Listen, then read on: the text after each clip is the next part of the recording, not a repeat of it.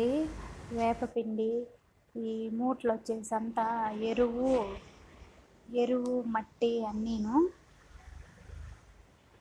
ఇదంతా వీటికి ఈ విధంగా వీటికి వేసుకునేసి మట్టి ఎరువు వేపపిండి అన్నీ వేసి ఇంకా మొక్కలు పెడదామనండి. చాలా చెట్లు ఉన్నాయి పెట్టేకి.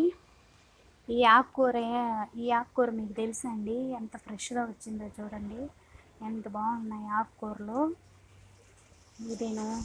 ఇవన్నీ విత్తనాలు ఉంటే చల్లామండి. చెట్లు బ్యాగులు నిండుగా వచ్చేసినాయి. ఈ టమోటా నారు కూడా అంతేను. వేస్తే ఎంత ఉందో అంత వచ్చేసింది.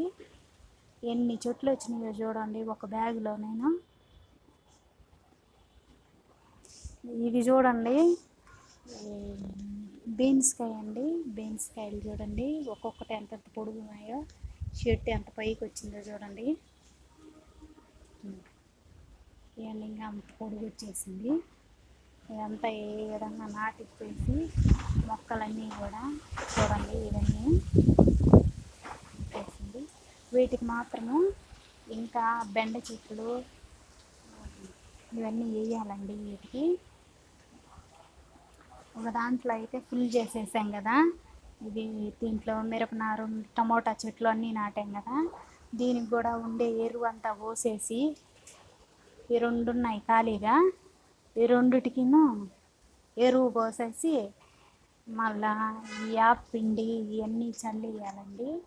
వేసి మొక్కలు నాటుతాము. అది కూడా నేను చూపిస్తాను.